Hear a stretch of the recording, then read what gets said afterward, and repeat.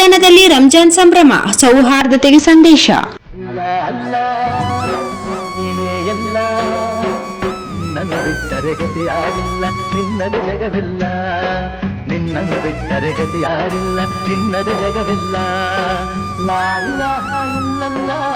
ಕರ್ನಾಟಕ ರಾಜ್ಯ ವಕ್ಫ್ ಮಂಡಳಿ ಹಾಗೂ ಜಿಲ್ಲಾ ಅಲ್ಪಸಂಖ್ಯಾತರ ಕಲ್ಯಾಣ ಇಲಾಖೆಯ ಸಂಯುಕ್ತಾಶ್ರಯದಲ್ಲಿ ರಾಯಚೂರು ಮಹಾನಗರ ಪಾಲಿಕೆ ವತಿಯಿಂದ ರಂಜಾನ್ ಹಬ್ಬದ ಪ್ರಯುಕ್ತ ಮುಸ್ಲಿಂ ಬಾಂಧವರಿಗಾಗಿ ವಿಶೇಷ ಕಾರ್ಯಕ್ರಮ ಆಯೋಜಿಸಲಾಗಿತ್ತು.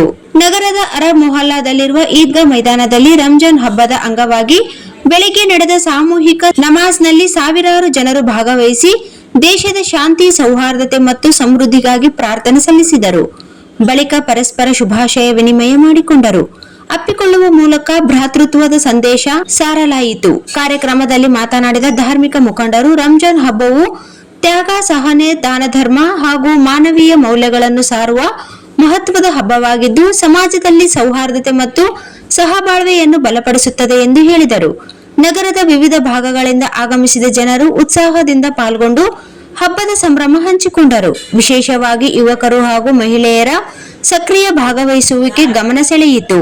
नहीं करूंगा, अपने सारे सरदारों को बुलाकर समझाऊंगा, हालात अच्छे हो तो तब आना। आप चले गए, एक मुद्दत हुई आपका वक्त।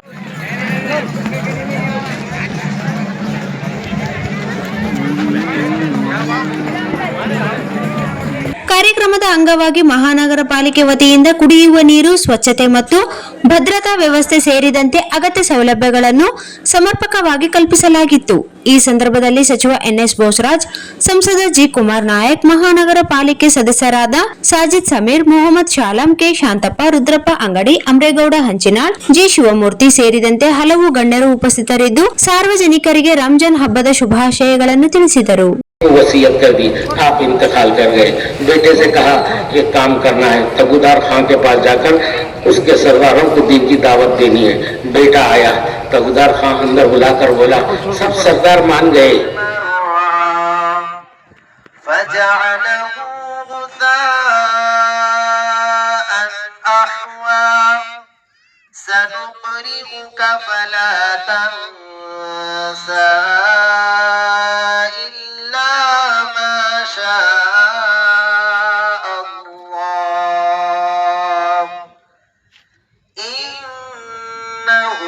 يعلم الجهر وما يخفى ونيسرك